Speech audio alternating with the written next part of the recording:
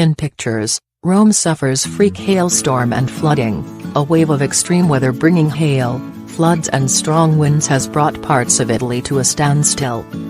After a long spell of hot weather, Rome suffered damage from a major hailstorm and torrential rains overnight.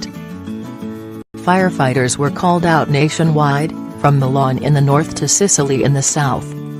Local authorities issued an orange alert, one below the highest, for the region of Calabria, where cities and towns ordered schools to stay closed. Parts of Molise, Basilicata and Puglia are also on orange alert, while a lesser, yellow warning was issued for Abruzzo, Calabria, Sicily and Lazio. Strong winds in Milan toppled several trees, while in Bologna, the airport experienced delays due to difficult flying conditions. Florence and Pisa were also affected by the severe weather. Despite the high alert warnings, forecasters predict clearer and warmer weather this week, with storms returning on the weekend.